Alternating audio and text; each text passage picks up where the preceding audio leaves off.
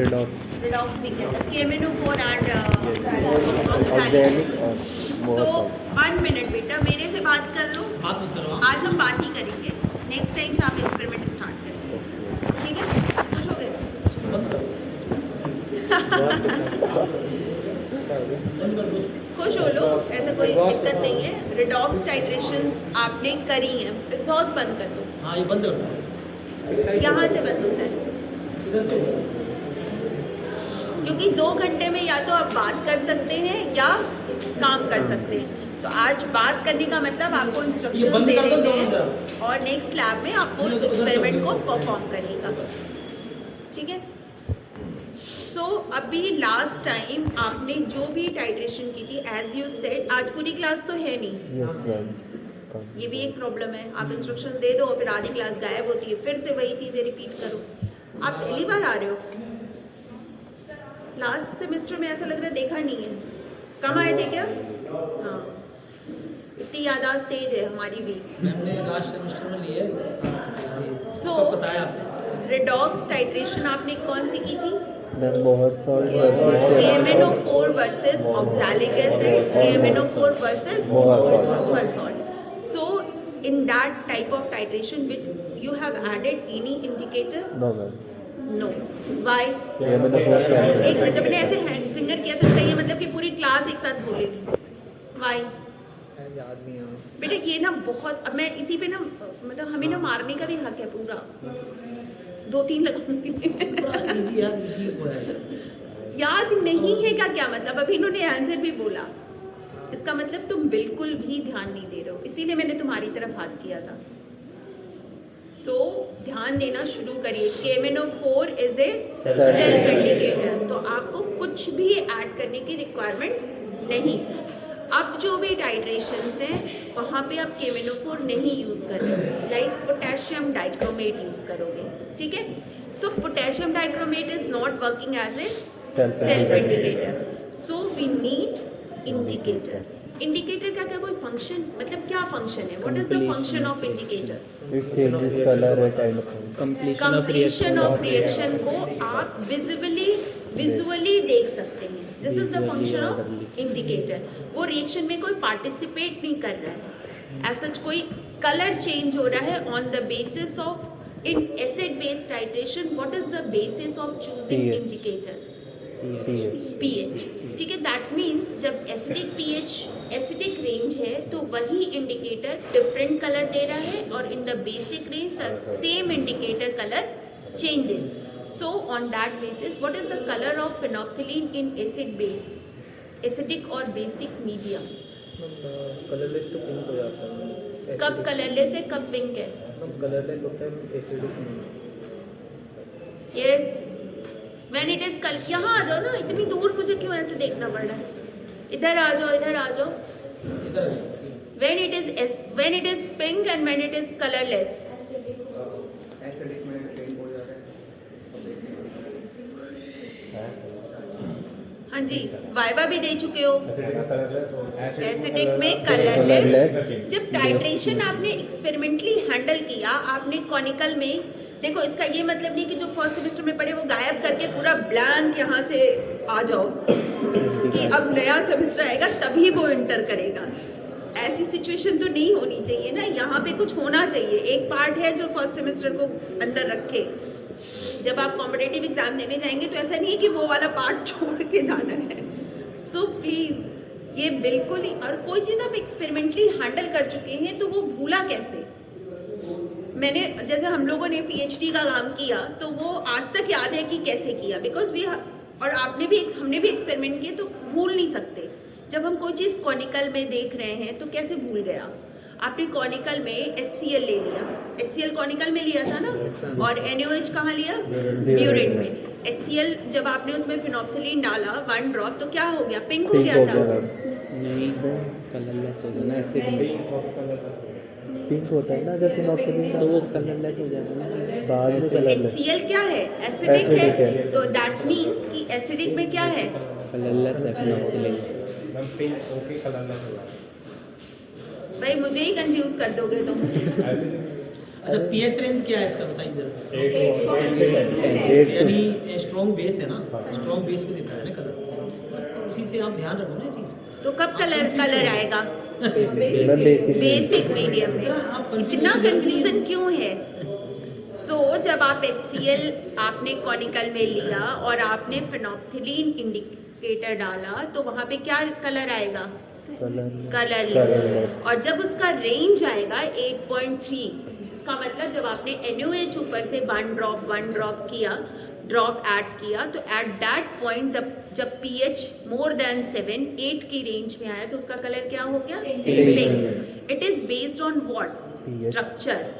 pH phenolphthalein का structure भी है ना, यूनिडॉइड फॉर्म, बेंजोनॉइड फॉर्म, वो सारी चीजें भूलनी नहीं है। सेकेंड सेमेस्टर में ऐसा नहीं है कि फिनोप्थिलीन का स्ट्रक्चर नहीं पूछा जाएगा, वो हम बिल्कुल पूछेंगे, बीच में ही पूछ सकते हैं, ऐसा नहीं है, आना चाहिए सब। अब आप थोड़े से प्रैक्टिस हो गया, टाइट्रेशन आपको नहीं सिखाना है ना, टाइट्रेशन यू नो। अब आप थ्योरेटिकल पार्ट पे अपने को कॉन्फिडेंट बनाओ, टाइट्रेशन तो कर ही लोगे, ड्रॉप ऐड करना वो आपको आ गया है, पूरे सेमेस्टर आपने यही किया है, अब वो भी करना है और साथ में आपको थ्योरेटिकल पार्ट को अपने स्ट्रॉन्ग बनाना है। सो द pH रेंज 8.3 है। अगर सेम डिफरेंट इंडिकेटर्स के pH रेंज क्या है? डिफरेंट है। तो यहाँ पे आपने HCl और NaOH लिया था, strong acid and strong base, और उसका जो एंड पॉइंट है वो किस रेंज में आ रहा था? एंड पॉइंट का मतलब न्यूट्रलाइजेशन, HCl और NaOH न्यूट्रलाइज हो रहे हैं, NaCl बनाएंगे, यही रिएक्शन होगी ना, तो किस रेंज में आया? 8 मोर देन 7 की रेंज में न्यूट्रलाइजेशन हुई, इसीलिए आपने क्या इंडिकेटर यूज किया? फिनोप्थिलीन। तो दैट मीन्स pH के बेसिस पे आपने इंडिकेटर यूज किया। जब हम रिडॉक्स टाइट्रेशन की बात करेंगे, जैसे KMnO4 ऑक्सैलिक एसिड में भी that is also redox titration, वहाँ पे one species is going to oxidize and another species is going to reduce, तो ऑक्सीडेंट एंड रिडक्टेंट, तो इलेक्ट्रॉन चेंज हो रहा है, अगेन इलेक्ट्रॉन चेंज की वजह से उसके इक्विवेलेंट वेट में क्या होता है? चेंज होगा। KMnO4 different equivalent weight show करता है इन एसिडिक मीडियम,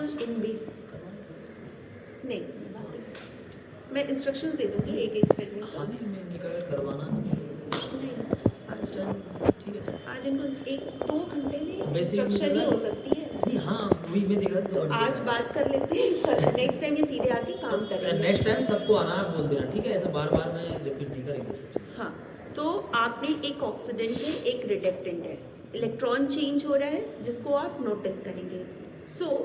सिमिलरली अगर मैं क्वेश्चन पूछूं कि रिडॉक्स टाइट्रेशन में क्या चीज़ चेंज होगी जिसके बेसिस पे, अभी तक तो आपने इंडिकेटर नहीं यूज़ किया था ना, KMnO4 था, रिडक्शन तो वही हो रही थी, ऑक्सीडेशन रिडक्शन, बट उसी ऑक्सीडेशन रिडक्शन के रेंज में KMnO4 स्पीसीज चेंज हो रही थी, जो कलर विजुलाइज हो रहा था।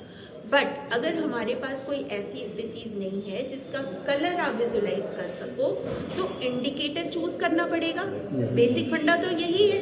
तो acid like acid based titration in redox titration, what is the change which is on which basis we choose indicator? Electrode potential. तो इलेक्ट्रॉन्स चेंज होने की वजह से, इलेक्ट्रॉन ट्रांसफर की वजह से क्या चेंज होता है? Electrode potential. Again electrode potential is not a absolute value, it is a absolute value? It is not a absolute value. ये तो सबको समझ आ रहा है ना? ये किसके, हम किसी के रेफरेंस में नोटिस करते हैं, सिंगल वैल्यू नहीं होती है, हम स्टैंडर्ड हाइड्रोजन इलेक्ट्रोड के रेफरेंस में, मतलब E0 जिसको बोलते हैं, उसके रेफरेंस में अदर जो स्पीसीज है उसका इलेक्ट्रोड पोटेंशियल मेजर करते हैं, ठीक है। तो जिसका ज़्यादा निगेटिव इलेक्ट्रोड पोटेंशियल होता है, ये पूरा रिडॉक्स टाइट्रेशन इसी के बेसिस पे है, ठीक है। तो ये चीज़ें आपको समझनी, वो लिखोगे आप बाद में, मैं आपको क्वेश्चंस दूंगी जिसको आप अभी फर्स्ट एक्सपेरिमेंट से पहले जैसे उस वाले पार्ट पे लिखा था ना पूरा, तो इसी तरह यहाँ पे भी आप लिखोगे पूरा रिडॉक्स टाइट्रेशन क्या होता है, क्या चीज़ें हैं, नर्स्ट इक्वेशन क्या है, ये सारा। आप अगर इलेक्ट्रोड पोटेंशियल की बात करो, the more negative electrode potential, what is the character of species, what is the more reductive, sorry. जैसे लिथियम का क्या होता है, मोस्ट नेगेटिव रिडक्टिव होता है ना, लिथियम इज द मोस्ट क्या होता है, रिड्यूसिंग एजेंट, सबसे बेस्ट स्ट्रॉन्ग रिड्यूसिंग एजेंट, गलत वर्ड हो गया, मोस्ट स्ट्रॉन्ग रिड्यूसिंग एजेंट। और अब उन चीज़ों को कैसे आप मतलब वो कर सकते हो, समराइज कर सकते हो, जो आपने पहले भी पढ़ा हुआ है। So lithium is strong reducing agent, उसका रिडक्शन पोटेंशियल क्या होता है, मोस्ट निगेटिव, सबसे हाईली निगेटिव होता है। तो अगर यहाँ पे दो स्पीसीज कोई आपको है और उसका रिडक्शन पोटेंशियल 1 का ज़्यादा निगेटिव है, तो दैट मीन्स वो क्या होगी, रिड्यूसिंग एजेंट होगी दूसरे के लिए। आया समझ में? Yes, ma'am. और दूसरा क्या होगा, Oxidizing ऑक्सीडाइजिंग agent. एजेंट। ठीक है, तो अभी वो सारी चीजें भी आएंगी। तो इन सब चीजों को बताने के लिए एक इक्वेशन आई थी, that is called Nernst Nernst equation. Equation. So Nernst equation is, what is Nernst equation, E is equal to E not plus 0.5 591 591, yes ma'am, हाँ, 6 नहीं 0.0591. बोलेंगे, 91 divided by n, n is the And factor electron change Electron change. Plus log oxidized molar Yes, concentration है ma'am. Oxidized Upon- species की, because you write down in bracket divided by reduced Reduced. Plus नहीं sorry at एक particular temperature Yes, पे ma'am. 25 degree Celsius. Centigrade. और ये equation हमेशा dilute solutions के लिए फॉलो होती है। तो ये सब कंडीशंस है, दैट मींस अगर 25 डिग्री सेंटीग्रेड बोला गया तो इलेक्ट्रोड पोटेंशियल क्या हो रहा है, वेरी बाय द टेम्परेचर। अब आपसे ये सब क्वेश्चन Yes, पूछा ma'am. जाएगा ना कि ये क्या एब्सोल्यूट क्वांटिटी है या किसी चीज से वेरी करता है, it is dependent on temperature, Temperature. Concentration, all things पे डिपेंड करता है इलेक्ट्रोड पोटेंशियल। ऐसा नहीं है कि एक स्पीसीज ऑक्सीडाइजिंग बिहेव कर रही है तो every time it behave as a oxidizing. तो मे भी अगर उससे ज्यादा किसी का नेगेटिव इलेक्ट्रोड पोटेंशियल आ गया तो वो क्या बिहेव करने लगेगी, रिड्यूसिंग एजेंट की तरह। तो ये सारी चीजें आपको समझनी है। अब आप कैसे अपनी कॉपी में नोट डाउन करेंगे, just write down what is redox titration. तो किस बुक को यूज करेंगे, कभी देखी भी है वॉगल या नहीं, देखी है ना, तो देखना ही नहीं है, उनको पढ़ना भी है, थोड़ा पढ़ना स्टार्ट करिए, बिकॉज मोस्ट ऑफ द, मुझे ऐसा लग रहा है कि लोग केमिस्ट्री में रहेंगे, तो नहीं भी रहेंगे तो भी पढ़िए, और रहेंगे तो जरूर ही पढ़िए। So what is redox titration. Redox titration लिखने के बाद आप लिखेंगे what is electrode potential,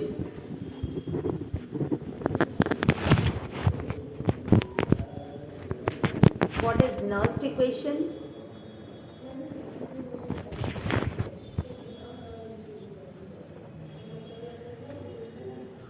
what is Nernst equation लिखने के बाद आप उस चीज़ को डिफाइन भी करोगे और एक्सप्लेन भी करोगे, कंडीशंस एक्सप्लेन करोगे, टेम्परेचर, कंसंट्रेशन, सारा कुछ समझ आ रही है। और उसके बाद आप लिखोगे रेडॉक्स टाइट्रेशन कर्व। आपने जैसे एसिड बेस टाइट्रेशन में कर्व्स थी ना, वैसे ही in redox titration there is also curves. उन चीज़ों को आप डिस्क्राइब करेंगे।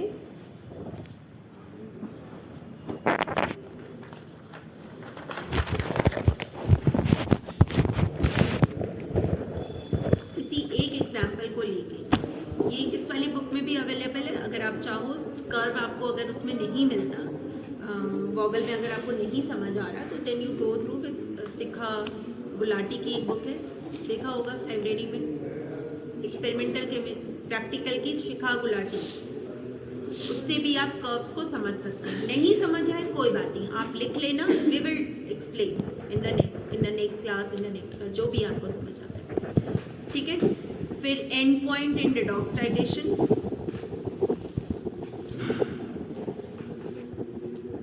And point in the redox titration क्या होगा, बेसिकली कैसे आप ऑब्जर्व करोगे, कैरेक्टरिस्टिक्स ऑफ रेडॉक्स इंडिकेटर्स,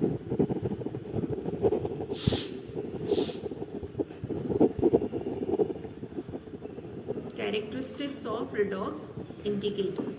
ये सब कुछ आपका बिफोर एक्सपेरिमेंट लिखा जाएगा। फिर आप एग्जाम्पल्स लिखोगे सब इंटरनल रिडॉक्स इंडिकेटर्स।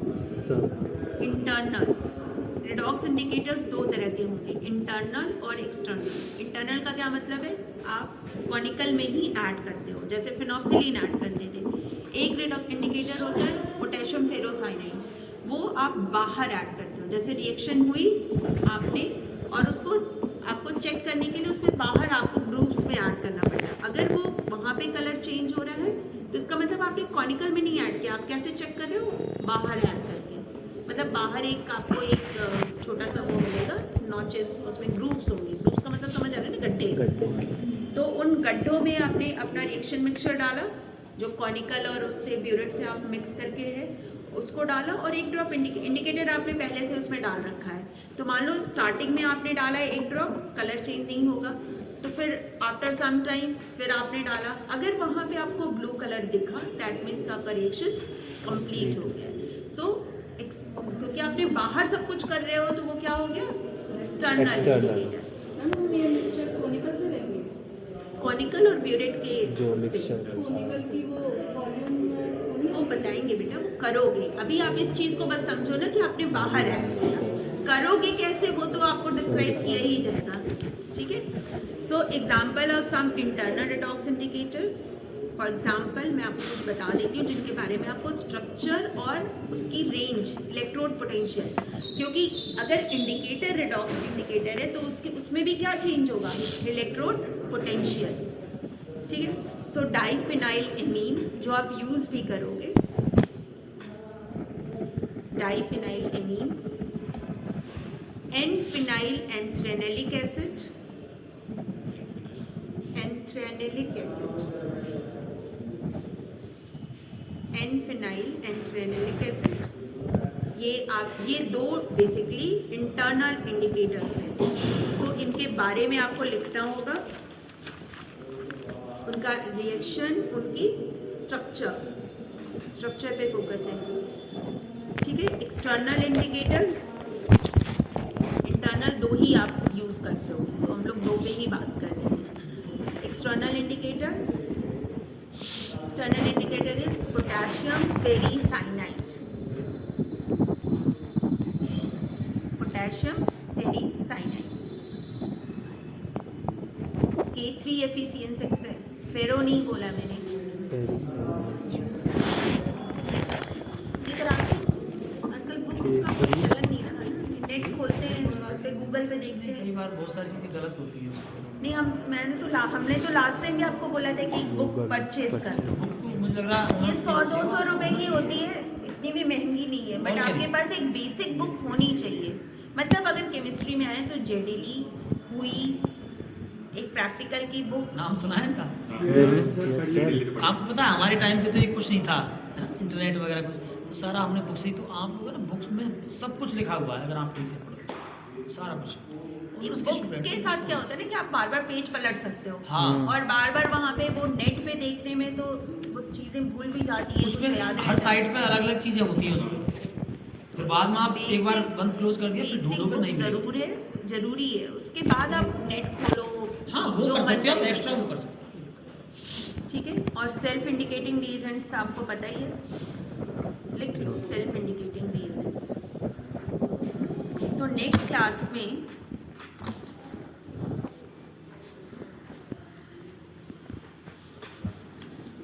आइडोमेट्री स्टार्ट करें या इंटरनल वाला ही स्टार्ट? इंटरनल वाला स्टार्ट करते हैं, थोड़ा सा वो हो जाएगा, थोड़ा सा इजी रहेगा। कर लो ना, लिखिए। चलो just write down M for the M 1, और जो आप नेक्स्ट क्लास में करोगे।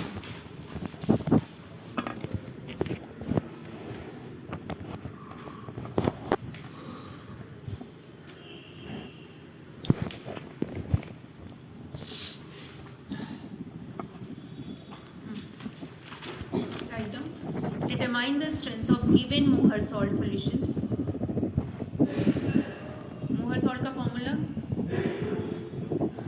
NaCO4 NH4 twice SO4 maximum H2 को भूल कितने? गया, ये गायब है। H2 कितने 6s2.6s2 देख लिया, ferrous sulphate FeSO4, ammonium sulphate, ferrous sulphate, ammonium sulphate, NH4 whole twice SO4 और कितना Hexahydrate. 6H2। इन्हीं को याद 6 था और किसी को नहीं। और किसी को नहीं याद है। सब यहाँ उसमें वाटर भी कितने हुए ये भी होना चाहिए। Determine the strength of given Mohr salt solution by titrating it against potassium dichromate.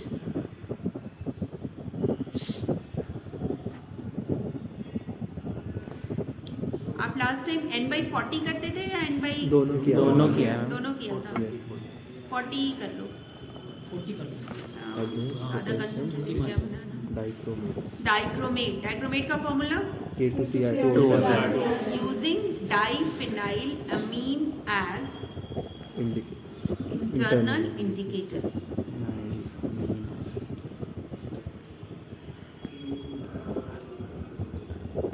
अच्छा, पोटेशियम डाइक्रोमेट है, किस ग्रुप में आता है पोटेशियम? फर्स्ट, ठीक है। तो सोडियम डाइक्रोमेट क्यों नहीं यूज कर लेते हैं? वो हाइड्रोफोबिक होता है। यस, क्या? क्यों नहीं कर सकते? हेलो पीछे, आप भी सुनो ना क्या सोडियम डाइक्रोमेट यूज कर सकते हैं पोटेशियम डाइक्रोमेट की जगह? क्या बोला उसने? एक ही ग्रुप के हैं ना, potassium sodium potassium, lithium sodium potassium, rubidium. ज़्यादा एक्टिव होता है और बढ़िया रहेगा। सोडियम के आपने वो उसने सही बताया, सोडियम के जितने भी आप कंपाउंड्स देखते हो, सोडियम हाइड्रोक्साइड देखा ही होगा। Yes, ma'am. थोड़ी देर छोड़ दो तो क्या हो जाएगा? वाटरी हो जाएगा। Yes, ma'am. सोडियम क्लोराइड घर में नमक छोड़ो, मॉइस्चर मॉइस्चर एब्जॉर्ब कर लेगा। तो सोडियम के मैक्सिमम कंपाउंड्स क्या होते हैं? हाइग्रोस्कोपिक होते हैं, इसलिए हम लोग यूज़ नहीं करते। और हाइग्रोस्कोपिक होंगे तो हम क्या नहीं बना सकते उसका? Primary standard solution. Yes, ma'am. Sodium potassium carbonate हम यूज़ कर सकते हैं as a primary standard solution. तो कोई भी आप टाइट्रेशन, नेक्स्ट लाइन लिख लो, पहले एम लिख लो, prepare standard solution of Mohr salt.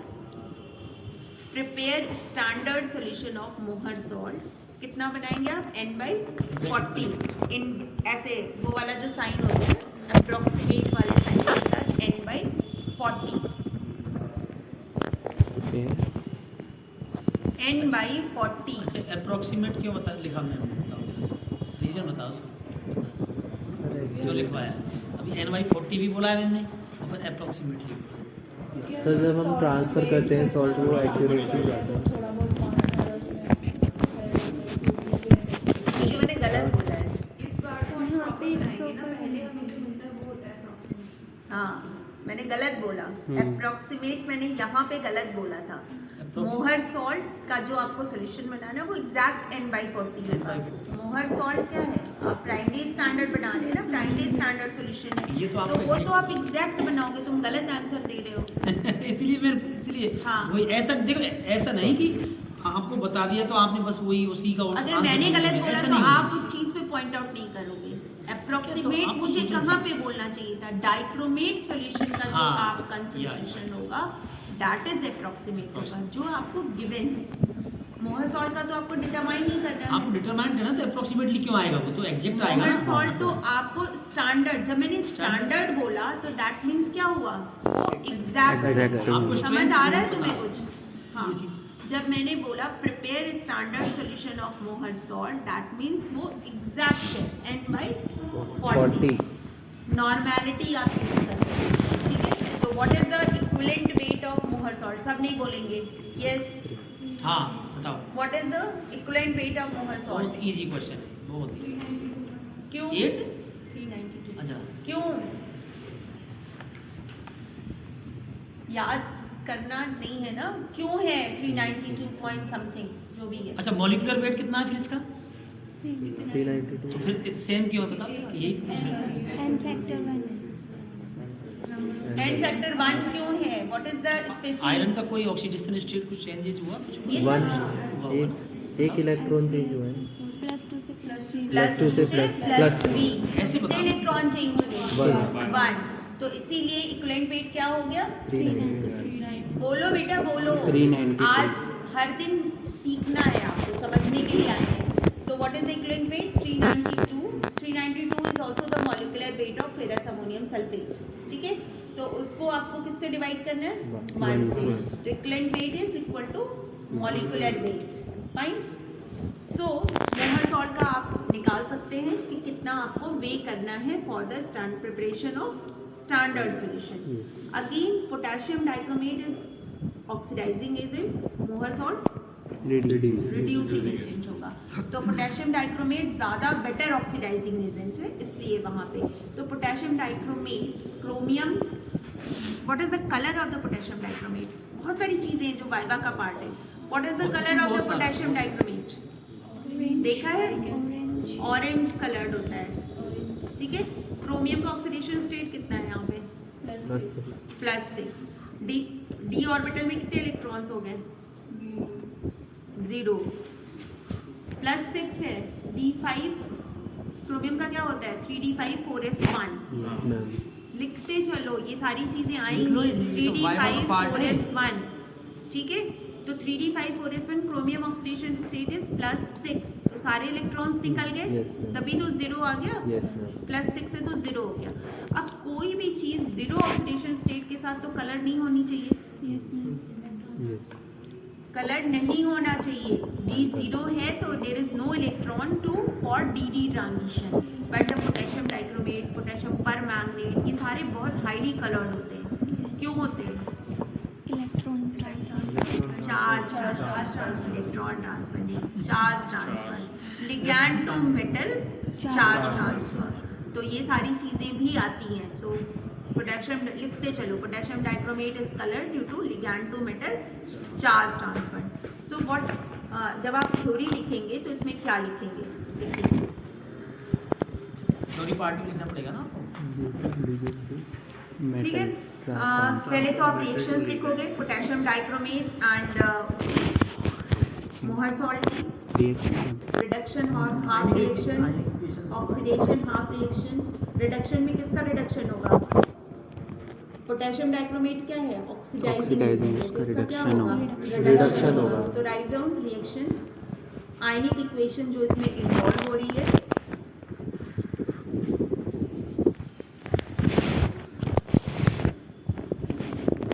So chromium dichromate किस में चेंज होगा? +6 से क्रोमियम 3 में।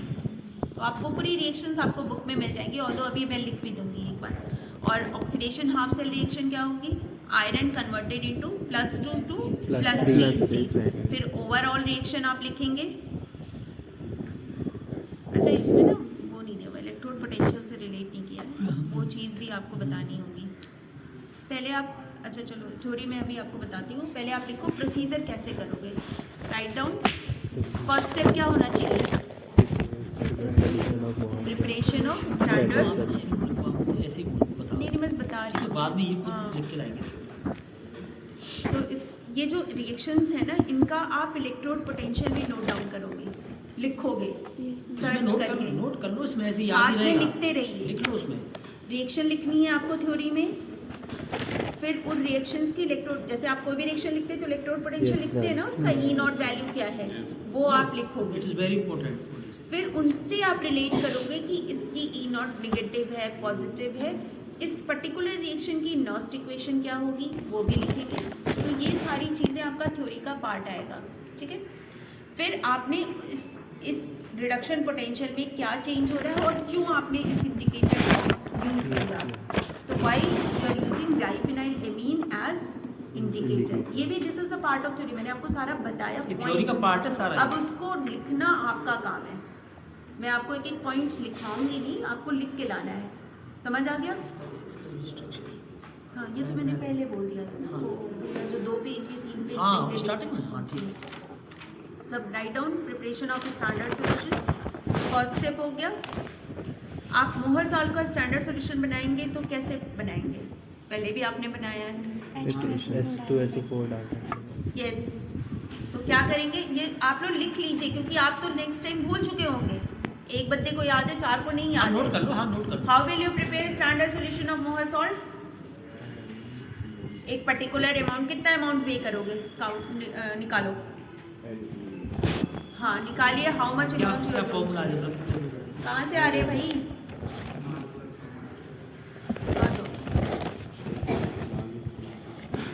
कैलकुलेट द अमाउंट, उसमें पीछे क्या देख रहे हो? निकालो, यहीं पे निकालो ना प्लीज, जिस पेज पे आप लिख रहे हो वहीं पे करिए।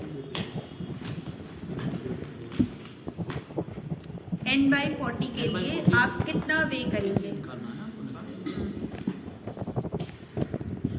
बहुत इजी कैलकुलेशन है इसकी। किस में बनाऊंगा? 100 ml में बनाऊंगा। तो आप क्या ऐड करते हैं? जस्ट राइट डाउन वहाँ पे जो इम्पोर्टेंट है आपको सल्फ्यूरिक एसिड ऐड करना है। 7 to 8 ml नहीं भाई, 1 to 2। वहाँ पे जब आप स्टैंडर्ड सॉल्यूशन बना रहे हैं तो you will add sulphuric acid 1 ml for what? To prevent hydrolysis. ये सारे पार्ट थ्योरी के आएंगे, समझ आ रही है? ये सब कुछ थ्योरी में आप लिखोगे। You will add 0.98 gram 9800 4 digit तक बताना है, ठीक है? यू विल क्या कहते हैं वे 0.9800 gram for the preparation of standard solution 100 ml. In that preparation you will add 1 ml of sulfuric acid, 2 normal which will be provided. So 2 normal sulfuric acid add करेंगे और in that case why it is added? To prevent hydrolysis. Again it's a part of theory, ठीक है? What is hydrolysis? होता क्या है ये पता होना चाहिए। तो थ्योरी में आप कैसे एक हिस्ट्री ज्योग्राफी जैसे लिखा जाता है ना, इंट्रोडक्शन हो गया, उसके बाद उन चीज़ों को कैसे पॉइंट आउट करना है, ये आपकी श्रद्धा है। एक सेमेस्टर पूरा सिखाया गया है, तो श्रद्धा को जरा अच्छे से बताते हुए लिखिएगा। सो सबको समझ आ गया कि क्यों ऐड करना है सल्फ्यूरिक एसिड? क्यों ऐड करना है बेटा? 1 मिनट, क्यों ऐड करना है? ये हालात है, मतलब what is this? What is on? This is the way. कितनी बार रिपीट किया गया है? कितनी बार रिपीट किया गया है? क्यों ऐड करते हैं H2SO4? हाइड्रोलिसिस प्रिवेंट करने के लिए। क्यों ऐड करते हैं H2SO4? लिखा है तुमने? किसका हाइड्रोलाइसिस प्रिवेंट करने के? किसका? मोहर सॉल्ट में कौन है जो हाइड्रोलाइज होगा? सल्फेट हाइड्रोलाइज होगा। ट्रांजिशन एलिमेंट्स जो भी होते हैं वो हाइड्रोलाइज होते हैं। तो what is transition element in मोहर salt? What is transition element in मोहर सॉल्ट? केमिस्ट्री पढ़ने आए हो ना तुम? देखो एक बार प्यार से समझाया जाता है, 2 बार भी, 3 बार, 4 बार। ये हालात के साथ हम आपको इंटर नहीं करने देंगे। नेक्स्ट टाइम में बाहर कर देंगे। हम नहीं करेंगे ऐसे। बहुत एंटरटेन कर लिया फर्स्ट सेमेस्टर में, और ये सुनना कि आपके रिजल्ट खराब है जस्ट बिकॉज ऑफ अस, तो ये भी एक्सेप्टेबल नहीं है। बाहर कर देंगे। लीनियंट बिहेवियर 2 बार 3 बार बहुत बार कर चुके ना, तब से तुम्हें प्यार से ही बात कर रही हूँ। But this is the way. कहाँ हो तुम? यहाँ हो या नहीं हो? यही हो ना? तो माइंड यही रखो। मैं इंटर नहीं करने दूंगी, चाहे कोई भी करवा लेगा फिर तुम्हें इंटर, अगर इस कंडीशन में आओगे तुम। तो एक ही चीज को 15 बार रिपीट हो गया, कम से कम 5 बार तो रिपीट हो ही गया। तो इस तरह नहीं चलेगा बेटा, आपको लिखना पड़ेगा। सुनो, तुमको नेक्स्ट टाइम से यहाँ खड़ा होना सामने, ठीक है ना? यहाँ खड़ा। हमें लास्ट रिजल्ट ये नहीं चाहिए कि आपके मार्क्स कम आ रहे हैं, आपका रिजल्ट खराब आ रहा है। जब हम मेहनत कर रहे हैं तो आपका वो मेहनत क्यों नहीं है? बार बार रिपीट कर रहे हैं ना आप लोग। सो आपने H2SO4 ऐड किया to prevent hydrolysis. This is also part of the theory, और वहाँ पे हाइड्रोलिसिस को डिफाइन करेंगे और क्या चीज़ रिएक्शन हो रही है हाइड्रोलिसिस में वो भी लिखेंगे। रिएक्शन समझ आ रही है ना हाइड्रोलिसिस की? आयरन वाटर के साथ क्या रिएक्ट करके क्या स्पीसीज बना रहा है। होप यू गॉट इट कि आपको क्या लिखना है, ठीक है? सो नेक्स्ट स्टेप क्या होगा? Titration of standard Mohr salt. नहीं समझ आया मुझे पूछ लो, मैं बार बार उसको एक्सप्लेन करने को तैयार हूँ, बट जब मैं पूछूं और आप गायब हैं तो वो एक्सेप्टेबल नहीं है। नेक्स्ट स्टेप क्या होगा? Titration of standard Mohr salt against given potassium dichromate, ठीक है? तो how will you proceed? Next लिखो, pipette out 10 ml standard Mohr salt, pipette out 10 ml of standard Mohr salt. Measuring cylinder से ले सकते हैं, ले सकते हैं मेजरिंग सिलेंडर से। अब तुम ही टारगेट होगे बार बार, इसलिए मैंने बोला आप यहाँ खड़े हो ना। मेजरिंग सिलेंडर से ले सकते हैं, क्यों नहीं? Exactly, pipette is more accurate, ठीक है, इसीलिए पिपेट और ब्यूरेट यूज करते हैं, ठीक है। तो pipette out 10 ml of standard Mohr salt किस में लेंगे? कॉनिकल फ्लास्क में। Add half test tube, add half test tube 2 normal H2SO4, 2 normal H2SO4, ठीक है। add 2 ml of, ये सब आपको प्रोवाइडेड होगा, आपको कुछ नहीं करना। add 2 ml of phosphoric acid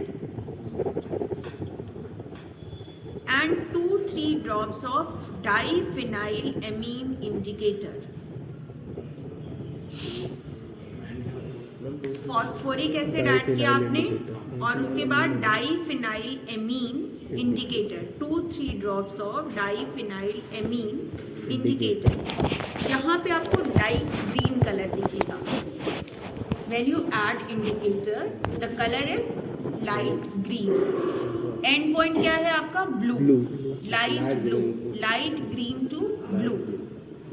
then titrate it, titrate the solution with potassium dichromate. Repeat the titration to obtain 3 concordant reading. Conical flask में जो solution है, solution in conical flask with potassium dichromate, ठीक है। ये तो आप लिखोगे ना, ये तो मैं तो बस आपको इंस्ट्रक्शंस दे रही हूँ। Repeat the titration to obtain 3 concordant reading. अब इंस्ट्रक्शन की तरह ही मत लिख दीजिएगा, कैसे लिखेंगे? पैसिव वॉइस में। was added, was taken, 10 ml of standard solution was taken in conical flask। Please ये गलती आप एक्सपेरिमेंट कर चुके हो, सब- ठीक है, उसके बाद लिख रहे हो ना ये। हाँ। सो ऑब्टेन 3 कॉन्कॉर्डेंट रीडिंग्स। आपका क्या एंड पॉइंट है? What is the end point? Light blue. Colour का फर्स्ट कलर क्या आ रहा है इंडिकेटर ऐड करने पे? Light blue. अब सिंपल आपने सल्फ्यूरिक एसिड ऐड करके सॉल्यूशन नहीं प्रोसीड किया, आपने क्या ऐड किया? Phosphoric acid. What is the formula of phosphoric acid? 3PO4 H3PO4। इसका मतलब यहाँ पे कुछ रोल प्ले कर रहा है ना फॉस्फोरिक एसिड, तो इसका रोल भी कहाँ आएगा? थ्योरी। कोई भी चीज आप ऐड करते हैं Y वहाँ पे जरूर लगाएंगे। यहाँ पे H2SO4 का क्या रोल है?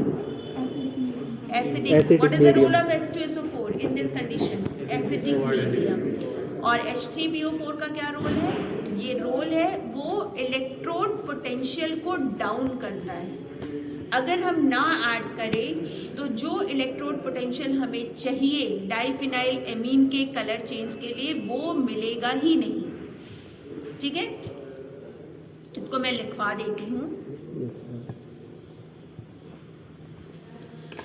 इन दैट जो चीज़ मैं लिख रही हूँ उसका ये बोल रही हूँ, उसका ये मतलब नहीं कि वो शुरू में ही लिख देंगे। स्टार्टिंग जब आप थ्योरी करेंगे तो कैसे करेंगे? It's a type of redox titration. फिर in which this one is oxidized and this species is going to reduce, या फिर this species is work as a oxidizing and another species work as a reducing agent। फिर ionic equations क्या हैं? What is the ionic equation लिखने के बाद overall reaction क्या है? And what is the electrode potential of oxidation half cell reaction and reduction half cell reaction? What is the electrode potential range of diphenylamine? वो मैं आपको बता रही हूँ अभी। डाइफिनाइलेमीन का है 0.76 प्लस 0. पॉजिटिव इलेक्ट्रोड पोटेंशियल है 0.76। Colour of oxidized form is violet. लिख लो, ये सब आप लिखोगे, कलर ऑफ ऑक्सीडाइज्ड फॉर्म। अब लिखने का पैटर्न किसका अच्छा है वो तो जब आप थ्योरी लिख के लाएंगे तो पता चलेगा। Colour of oxidized form is violet and colour of reduced form is colourless. अब तो बहुत कुछ है, चैट जीपीटी भी है जो आपको ज्ञान दे देगा, तो ज्ञान लो। रिड्यूस फॉर्म का colour colourless colourless oxidized form is red Violet. Violet and reduced form is colourless. तो जब आप रिडक्शन पोटेंशियल्स लिखोगे इन दोनों हाफ सेल रिएक्शन की, देन यू रियलाइज कि और जो इसका 0.76 है वो उसके फॉल नहीं करेगा। तो हमें ऐसा सिस्टम चाहिए जो इस रेंज में आ जाए, उसके इलेक्ट्रोड पोटेंशियल को लोअर कर दे। तो लोअर करने के लिए ही आप क्या ऐड करते हैं, phosphoric acid. So just write down. अब ये सब लिखने के बाद इस रोल को लिखेंगे। इसके बाद उससे पहले जब आप स्टैंडर्ड सॉल्यूशन के बारे में ऑक्सीडाइजिंग एंड रिड्यूसिंग एजेंट लिख रहे हैं, वहीं पे आप बताएंगे कि आयरन की +2 ऑक्सीडेशन स्टेट है और वहाँ पे हाइड्रोलिसिस को प्रिवेंट करने के लिए आप क्या ऐड करते हैं, ठीक है। उसके बाद हाफ सेल रिएक्शंस आएंगे, ठीक है। So in the titration, in this titration, ये बाद में आएगा, समझ आ रही है ना, मैं बार बार रिपीट कर रही हूँ, वो अब आप देखेंगे क्या लिखते हैं। In this titration diphenyl amine is used as indicator. Diphenyl amine is used as indicator, लिखती क्यों नहीं हो? In this titration, diphenylamine is used as indicator, which is a 1% solution of diphenylamine, which is a 1% solution of diphenylamine in concentrated sulfuric acid. In concentrated sulfuric acid. At the end point, intense blue-violet coloration is obtained. At the end point यही है ना, blue color आप कर रहे हैं, intense blue-violet coloration is obtained when this indicator is used. When this indicator is used, the titration is carried out in phosphoric acid.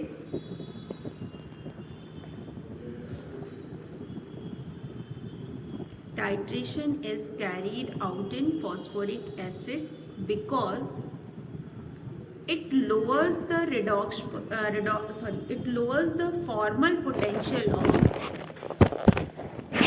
carried out in phosphoric acid because it lowers the formal potential of iron 3 iron 2 system. Lowers the formal potential of iron 3 bracket में लिखा होगा ना 3 iron 2 system, so that the equivalence potential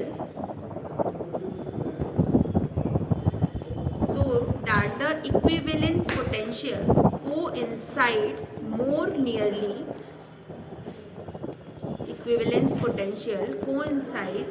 nearly with that of the indicator.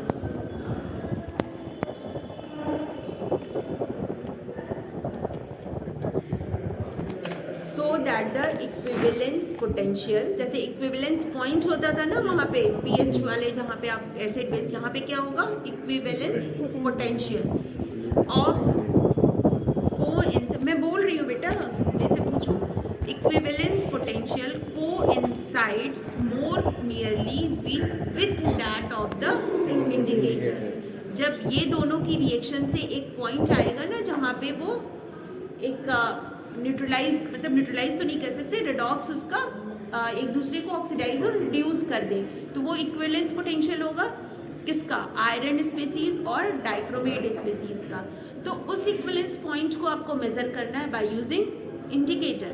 अगर वो equivalence point अगर higher है तो आप क्या इंडिकेटर जो डाइफेनाइलेमिन यूज कर रहे हैं वो इंडिकेट करेगा, नहीं करेगा। तो हमें इक्विवेलेंस पॉइंट को क्या करना है, लोअर करना है, जिससे कि हमारा डाइफेनाइल एमीन जो इंडिकेटर है जिसका इलेक्ट्रोड पोटेंशियल 0.76 है वो इस रेंज में फॉल कर सके। तो फॉल करने के लिए हमें क्या करना पड़ा, फॉस्फोरिक एसिड डालना पड़ा। तो ये थ्योरी है, ये समझ आ रही है कि क्या चीज़ है। आपका ऑक्सीडेशन और रिडक्शन किसका हो रहा है, डाइक्रोमेट और आयरन स्पीसीज का। आयरन Fe2 to Fe3 में ऑक्सीडाइज हो रहा है और डाइक्रोमेट +6 से +3 में रिड्यूस हो रहा है। तो ये दोनों एक दूसरे से रिएक्ट करेंगे, जिसकी वजह से एक ऑक्सीडाइज और एक रिड्यूस होगा, ठीक है। अब इन दैट कंडीशन जब ऑक्सीडेशन रिडक्शन रिएक्शन की वजह से एक इक्विवेलेंस पॉइंट आएगा, इक्विवेलेंस पोटेंशियल, वो इक्विवेलेंस पोटेंशियल को आप किससे मेजर करेंगे? इंडिकेटर के थ्रू। हमने क्या चूज किया इंडिकेटर? डाइफिनाइल एमीन, जिसका इलेक्ट्रोड पोटेंशियल क्या है? 0.76। हमें अपना इक्विवेलेंस पॉइंट ऐसा होना चाहिए ना जो 0.76 के बराबर हो, तभी तो इंडिकेटर उस पॉइंट पे अपना कलर चेंज करेगा, because it is electron transfer sensitive, मतलब ये पोटेंशियल सेंसिटिव है, इलेक्ट्रॉन ट्रांसफर सेंसिटिव है। तो इन दैट केस हमें इलेक्ट्रोड पोटेंशियल इक्विवेलेंस पॉइंट को लोअर करने के लिए आपको क्या ऐड करना पड़ा? Phosphoric acid. So you have added phosphoric acid, जो उस पॉइंट को डिक्रीज कर दिया, जिससे डाइफिनाइल एमीन के रेंज में आ जाए, ठीक है। Hope so it is clear. अगर नहीं क्लियर है तो जब आप पढ़ोगे लिखोगे तो it will become more clear. नहीं होगा देन वी आर हियर, और पूछना है, नहीं पूछने से कोई सोल्यूशन नहीं आएगा। मैंने अपनी तरफ से 3 बार बोला, बट आपने उस 3 बार को एक बार में समझ पाए, नहीं समझ पाए, it's up to you. But पूरा सेमेस्टर है इन चीज़ों को समझने के लिए, ना समझना और छोड़ देना, मैम के पास नहीं आना सोल्यूशन नहीं है, ठीक है। तो इस चीज़ को थोड़ा अपने इम्प्रूव करिए, लास्ट सेमेस्टर से इस बार इम्प्रूवमेंट में आइए। सो आपने जब वो यूज़ किया, वो कैसे लोअर किया? जब आपने फॉस्फोरिक एसिड यूज़ किया तो लोअर कर दिया, तो क्वेश्चन आएगा ना कि कैसे कर दिया, ये चीज़ आपके माइंड में आनी चाहिए ना। तो जब भी कोई चीज़ ऐड करे, हमने एक स्टेटमेंट दे दी कि भाई लोअर कर दिया, तो तुरंत आपके माइंड में स्ट्राइक होना चाहिए कि कैसे। तो जब आपके माइंड में ये आने लगा ना कि कैसे, तो यू विल सर्च इट, और जब खुद इंसान मेहनत करता है तो वो ज़्यादा दिन याद रहता है। नेट से नहीं, बुक से, पहले बुक से। कोई भी बुक उठाएंगे, सब बुक्स में अवेलेबल है। गॉगल उठा लिए, बहुत अच्छी बात है, और पढ़ना सीखोगे। पहले नहीं समझ आएगा, गॉगल जैसे हुई पढ़ोगे तो एक बार में वो लैंग्वेज नहीं समझ आती है। इट्स अ प्रैक्टिकल एक्सपीरियंस, मतलब ये हमारे साथ भी हो चुका है, आपके साथ भी होगा। तो बट नेक्स्ट टाइम जब आप उसी चीज़ को पढ़ोगे तो वो ज़्यादा समझ आएगी, तो इसलिए बार बार पढ़ना रिक्वायर्ड है। देन कैसे? उसने ना जो फॉस्फोरिक एसिड है वो रिएक्शन करके एक कॉम्प्लेक्स बना लेता है। द कॉम्प्लेक्स FeHPO4 लिखो, मैं फिर से बोल रही हूँ, coincide more nearly with that of the indicator, that is fine. The presence of considerable amount of phosphoric acid, the presence of considerable amount of phosphoric acid is necessary in order to reduce the concentration of ferric ion. In order to reduce the concentration of ferric ions by forming a colorless soluble stable, मेरे से पूछो, by forming, मैंने क्या बोला था? It necessary in order to reduce the concentration of ferric ion by forming a colorless soluble stable complex. Pencil कुछ है यहाँ पे? मैं कैसे पेन से कैसे लिखूंगी? भी गायब हो गया। देना बेटा। कॉम्प्लेक्स FeHPO4 मैं लिख रही हूँ। FeHPO4 ही है ना? हाँ। This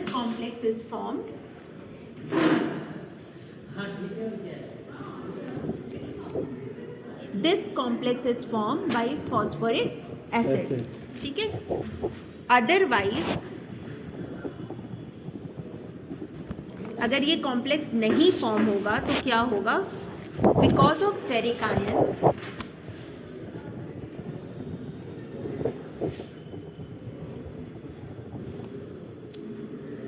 because of ferric ions, the indicator, we didn't observe a sharp end point.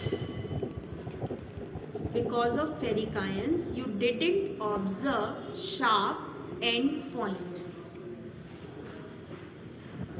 तब आपको वो जो dark light green to light blue का ऑब्जर्वेशन है वही प्रॉपर नहीं होगा। ठीक है, तो हमने कैसे लोअर किया उस इलेक्ट्रोड पोटेंशियल को? आयरन 2 आयरन 3 में ऑक्सीडाइज हो रहा है और आयरन 3 किससे कंबाइन कर लिया? फॉस्फोरिक एसिड से, and they form a complex. उसकी वजह से उसका इलेक्ट्रोड पोटेंशियल क्या हो गया? डिक्रीज हो गया। तो जो उस रेंज में आपके इंडिकेटर की रेंज में फॉल कर गया, इसलिए आपको ऑब्जर्व कर पाओगे शार्प एंड पॉइंट। इस चीज़ को आप गॉगल से लिखेंगे और प्रॉपर, ये कोई ज़रूरी नहीं कि यही उठा के लिख दिया, जस्ट रीड गॉगल। अब ये पॉइंट मैंने लेमैन की तरह आपको समझाने की कोशिश की। अब इस लेमैन प्रोसेस को आप जाएंगे गॉगल पढ़ेंगे और उसमें देखेंगे कि कैसे अप्रोच किया है। ठीक है, मे बी थोड़ा अप्रोच डिफरेंट हो, मे बी आपको 2-4 पॉइंट्स और अच्छे लगे जो मैंने नहीं बताए। ठीक है, तो वो चीज़ें आप नोट डाउन करेंगे, उनको लिखेंगे, तभी आप पढ़ेंगे। तो ये सारी चीज़ें हैं। उसके बाद आप डाइफिनाइलएमीन का स्ट्रक्चर तो आपने लिखा है, again you will write down theory में। क्यों लिखेंगे? बार बार लिखना कोई गलत बात नहीं है, लिखने से आपकी ही प्रैक्टिस होगी। सो आप उसका पोटेंशियल, उसके स्ट्रक्चर, ये सारा कुछ आप लिखोगे। तो आपका थर्ड स्टेप क्या हो गया? टाइट्रेशन ऑफ गिवन मोहर सॉल्ट। दो स्टेप अभी तक लिखे थे ना, तो third step is titration of given मोहर salt versus potassium dichromate. Fine, calculations I think आपको पता होगी, वही N1V1 N2V2। टेबल बनाना आता ही है, टेबल बनाना आता है ना? अच्छा, ये आपको ना ब्लैंक लेफ्ट में बनाना आपको टेबल, ये ध्यान रखना, पता है? Yes sir. ठीक है, और कुछ आपको नहीं जो समझ आ रहा है? स्ट्रेंथ निकालने के लिए आप नॉर्मल इक्विवेलेंट वेट से मल्टीप्लाई। कैलकुलेशंस बार बार रिपीट किया जा रहा है, कैलकुलेशन बीच में नहीं होनी चाहिए, लास्ट में एज इट इज आप रखते चलोगे।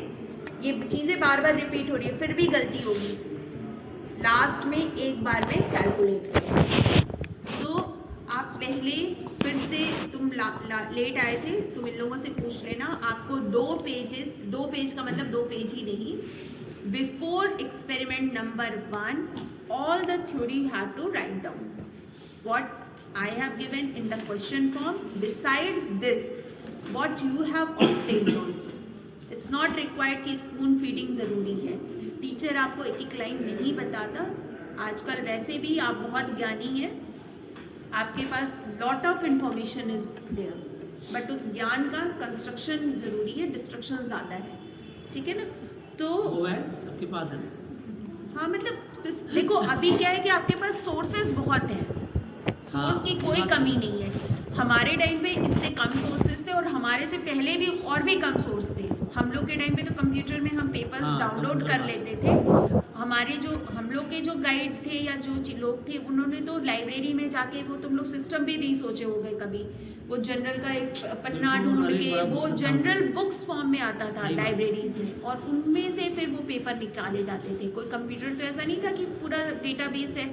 आपके पास क्या है? आप तो दिमाग में बैठ के रास्ते में भी जा रहे हो, देखते जा रहे हो। अब तो दिमाग लगाने की भी जरूरत नहीं है, AI स्टूडियो खोलो, गूगल चैट जीपीटी खोलो। आजकल तो चाइना और यूएसए ने बहुत सारे सॉफ्टवेयर बना दिया हमको। नहीं, तो उससे मतलब ऑब्वियसली आपको इन्हांस करे ना।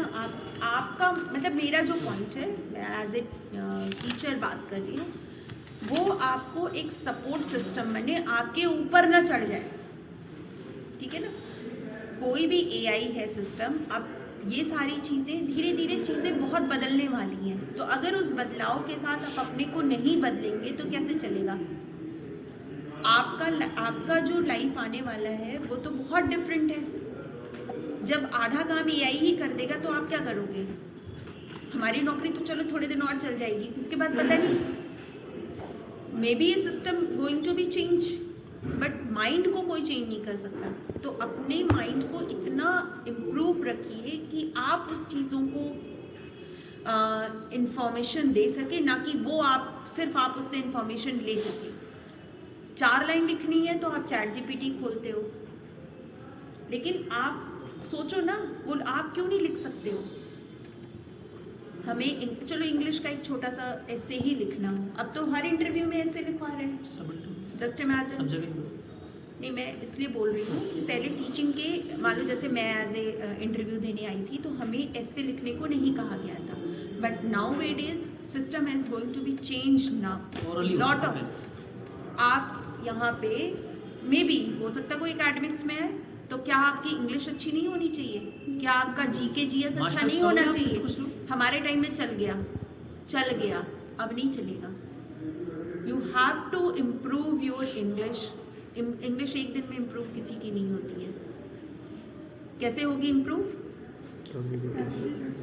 रीडिंग, सिर्फ रीडिंग एक ऐसा हैबिट है जो आपकी इम्प्रूवमेंट करा सकता है। न्यूज़पेपर पढ़ो, स्टोरी बुक्स पढ़ो, सब कुछ पढ़ते रहना ही एक इम्प्रूवमेंट है, नथिंग एल्स।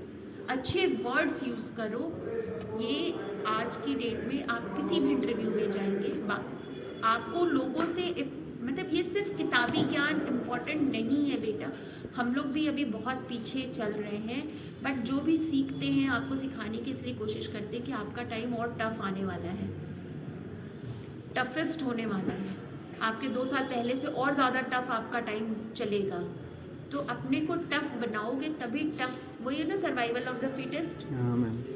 तो सर्वाइवल ऑफ द फिटेस्ट को सही प्रूव करने के लिए, आपको सर्वाइव करने के लिए, अगर आप बिजनेस ही करना चाहते हैं, मतलब एक केमिस्ट्री पर्सन ना बहुत कुछ कर सकता है। केमिस्ट्री ऐसा सब्जेक्ट है, मे बी आप थर्ड, बट हमारे देश में कैसे हम पढ़ते हैं, मैंने जो स्पून फीड कराया, आप फीड कर लिए और चले गए। नेवर थिंक अबाउट इट कि क्या फीड किया है और क्यों किया है। फॉरेन कंट्रीज़ में ये सिर्फ एक मजाक का विषय नहीं है। वहाँ पे क्या कोई MSc PhD रिक्वायर्ड होता है किसी भी बिजनेस को स्टार्ट करने के लिए, और सबको एम्प्लॉयमेंट मिल जाएगी? नहीं मिलेगी। आज day by day jobs security तो रही नहीं, but as a chemistry person if you know your subject you will give employment to others also, not only yours. अपने आप को भी दोगे और 10 लोग को और भी दे सकते हो। केमिस्ट्री कहाँ नहीं है, बट हम अपने सब्जेक्ट को इम्प्रूव ही नहीं कर रहे हैं ना, थॉट प्रोसेस को इम्प्रूव ही नहीं करते। जब हम पढ़ेंगे नहीं, सोचेंगे नहीं, तो हम कुछ नहीं कर सकते। मतलब मेरे ऊपर मत अप्लीकेबल कर देना कि मैम बोलती बहुत है, करती क्या है। मेंटर का काम, मतलब मैं, ये भी एक फैक्ट है कि हमारा जीवन निकल गया है। अगर मैं 40s में हूँ और मैं निकला नहीं है, बट एक सर भी बैठे हुए हैं, मैं ऐसे बात कर रही हूँ, बट हमें भी करना चाहिए। बट आप, हमें तो चलो खाने को मिल रहा है ना, मतलब हम एक जॉब सिक्योरिटी आ गई है, 10-5 साल और निकल ही जाएंगे, क्या आपको मिलेगी वो? इस लेवल तक भी आने के लिए आपको कितनी मेहनत करनी है या नहीं करनी है? हमने तो की मेहनत, ऐसा नहीं है कि हमने नहीं की है, बट हमसे आपको डबल ट्रिपल मेहनत करनी पड़ेगी इस लेवल को भी अचीव करने के लिए। उस पीरियड के हिसाब से हमको करना पड़ता है ना। तो इसलिए बेटा ये जो थॉट प्रोसेस है ना, अपने सब्जेक्ट को, जैसे आप फर्स्ट ईयर सेकेंड ईयर में, फर्स्ट ईयर में है, तो you have lot of time. आपको वो वाला बर्डन नहीं आया है कि हमें एंट्रेंस एग्जाम देना है, नहीं आया है ना अभी। और आप कितना टाइम यूटिलाइज करते हैं, कितना वेस्ट करते हैं। सोशल मीडिया से तो पहले दूर हो जाओ जरा। फेसबुक और इंस्टाग्राम का जो ज़माना है, जो भी है, थोड़ा सा कम करो।